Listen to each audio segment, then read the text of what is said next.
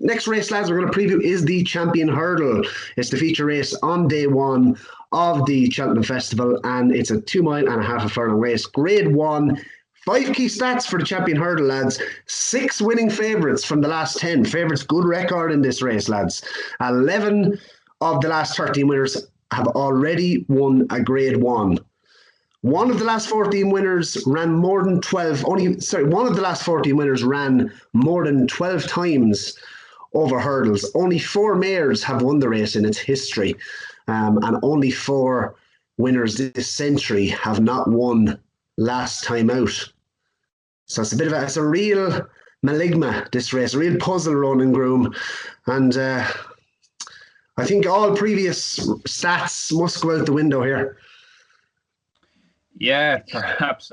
What did you say, 12? You had to have less than 12 runs over hurdles, was it?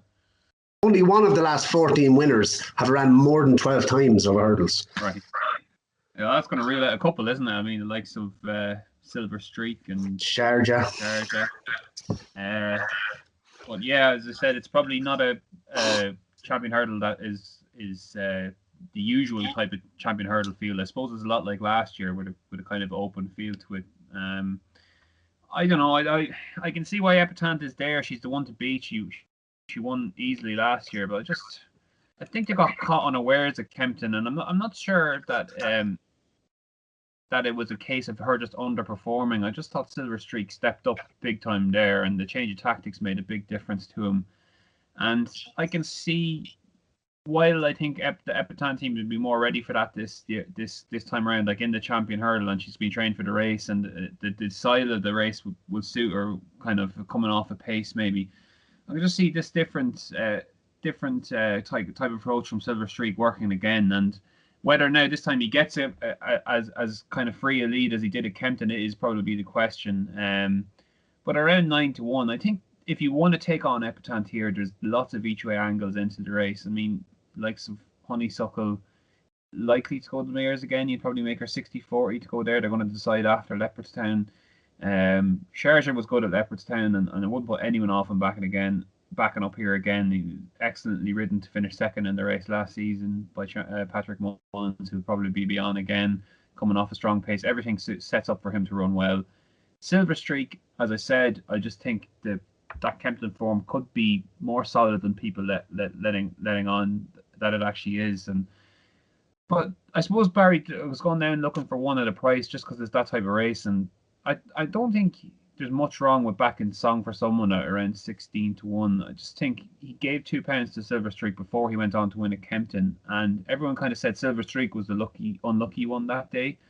But you remember they only jumped 4 hurdles, and I think that's Song for Someone's kind of best attribute is jumping. And he gave £2 to Silver Streak and still saw him off up the straight. He's done nothing but progress on his last 4 or 5 starts. He's only a 6-year-old. I believe he goes to Sandown for the Contenders Hurdle, and that's his last run. And I just think he's kind of the progressive type of horse in here, and probably, English horses tend to be underrated in the hurdle, the big 2 mile hurdles anyway. And he was the one that kind of stuck out to me as possibly one at a price. Other than that, Concertista, I've made a case for her kind of going down this route at the start of the season. I still think that Willie will stick to his guns and maybe go for the mares with her. But all you have to do is look at how good she was in the Mares Novice last year. She absolutely bolted away from her field there. She'd be really interesting here getting the £7 down, so just don't think they'll run.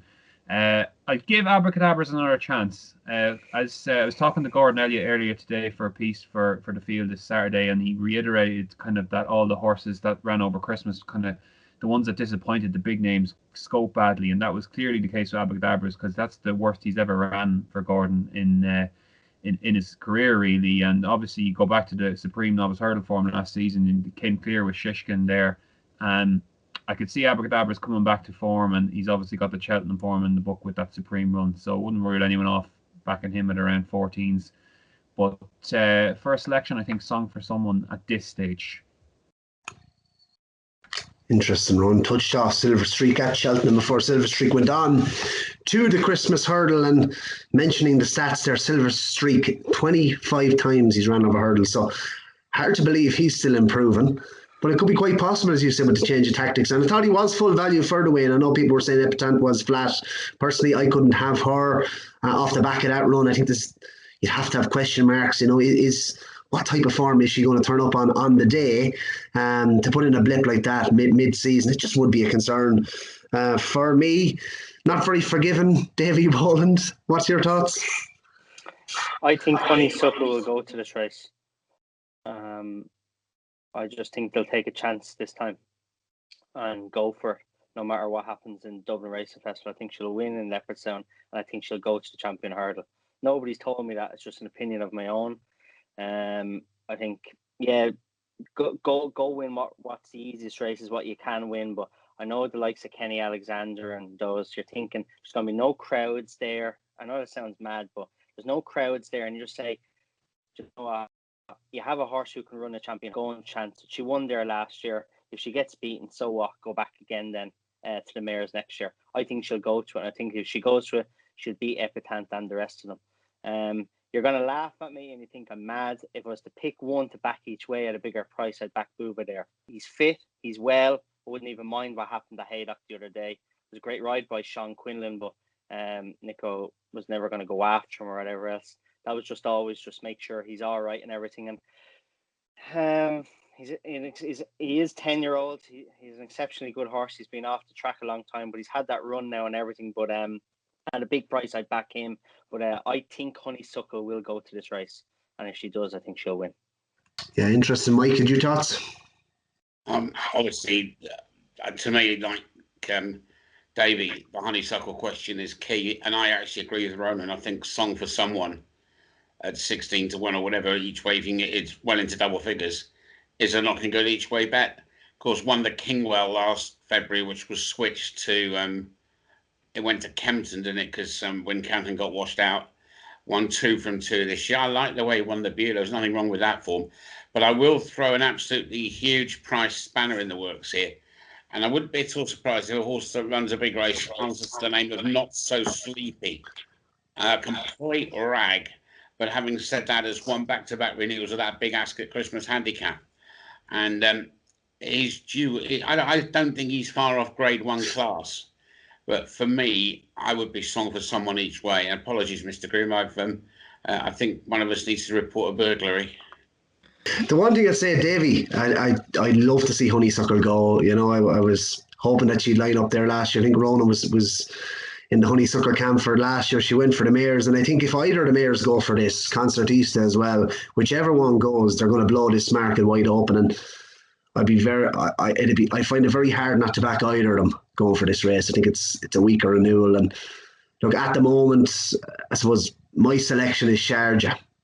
So I'm not going to laugh at you or laugh at anyone. I think, look, he goes against all the stats. He's been around the block, finished second in it last year. You know, he could be still improving. He's had 18 spins over hurdles, but I think he looked very good in himself last day. I think Sharjah is the solid each way bet at the moment, and I was never a Sharjah fan, but I think 8 to 1 each way. I think he's going for the race. He's going to be banged there, and it's hard to see him out of money, and that'll be my selection in the Champion Hurdle at this stage.